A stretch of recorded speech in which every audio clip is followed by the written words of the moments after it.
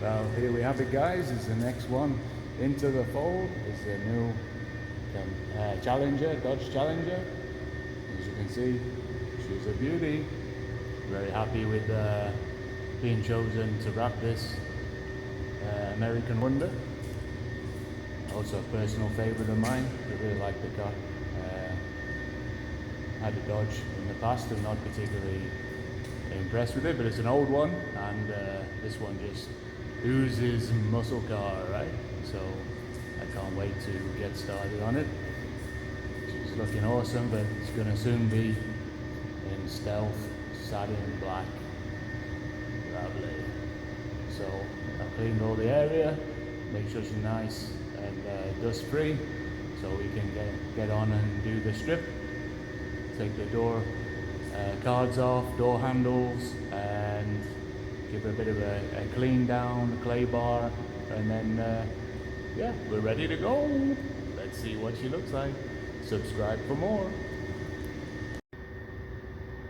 Okay, so we've reached the tear down stage now of the Challenger. So just a quick rundown of what needs to happen. So there's a plastic piece, trim piece, which I've already removed in here, and just a Phillips head screw here. There's you can't see very well, there's like a push-in stud here, which is let's see if that has a bit of light. There we go, that's better. There's a push-in center fastener here. Just push it in and it pulls out with a plastic removal tool. Then you have one screw here, one screw there, and one screw in there, and then you have, where is it? There's one more here under this little rubber piece here, which just easily pops out like that. We put everything inside a nice plastic bag so everything is kept together and we don't lose anything.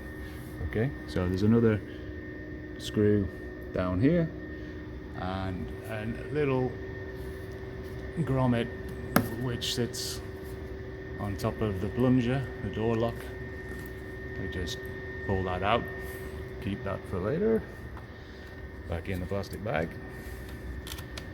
And what's next? After we remove all those, we do the usual pull on the bottom all the way around to release, and then the electrical connections. Okay, so the panel is now off, just pulling all the way around the external as I said I would do. So now need to remove the electrical switch here and the pull cable from the handle and the little courtesy light down the bottom, and then we can gain access to the seal on the back, which has to be cut open around the sealant, but I'll show you that in a minute. Okay, so here we go. We got the mirror cable comes down from the inside and down to here and terminates at this control box here.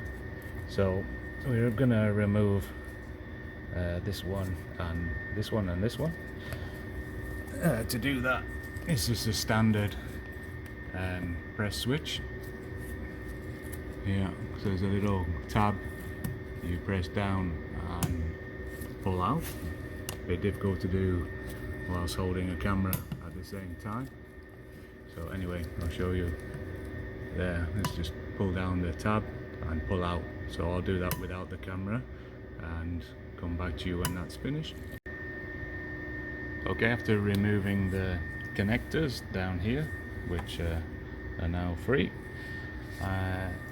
push the grommet inside so we can feed the wire through when we pull the mirror out of the door. So to release the mirror, we need to release this little grommet here with a pair of needle nose pliers and just squeeze it in and push it through. So I'm going to do that. You can see the sealant around the card, which I just separated with a sharp knife, and when you put it back, it's like chewing gum. It basically sticks to itself again, so that's no need to replace that. And then underneath you can see the 8mm nuts for the wing mirror, which I'll be taking off now. And there's one more little plastic clip on the back shelf there of the door that just pulls up and will remove like that. Very easy, just pulls off. And then it's time to take the mirror off. So that's it. Without too much effort, the wing mirror is off, ready for wrapping. Now I'm going to pull this trim off the car, which is a simple, I say simple, they never are very simple, are they?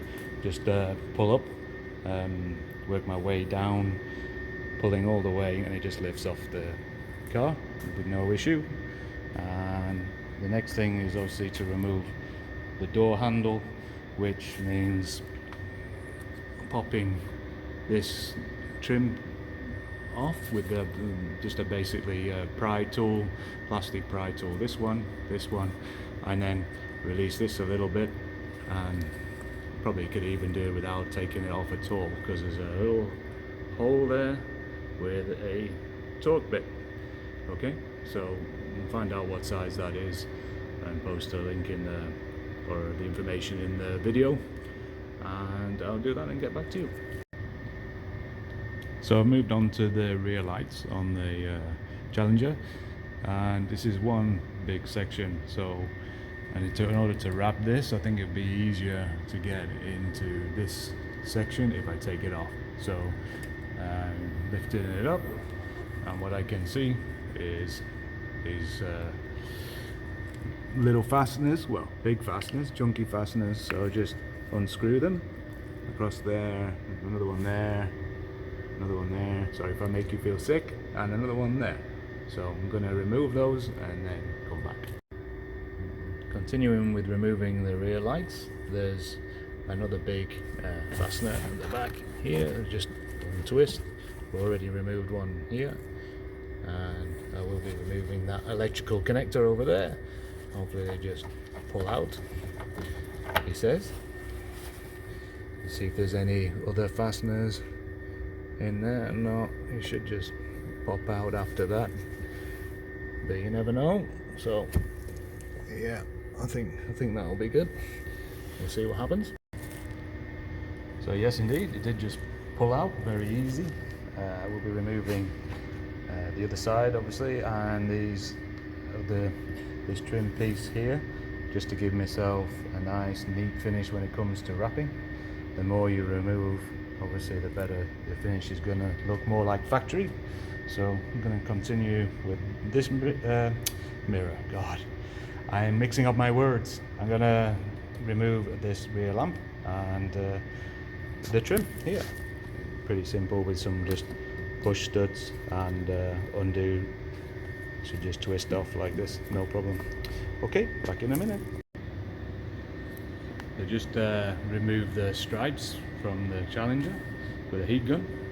So now I have to get all the adhesive off with some adhesive remover, which is really good stuff. And I'll put a link in the description where to buy it from.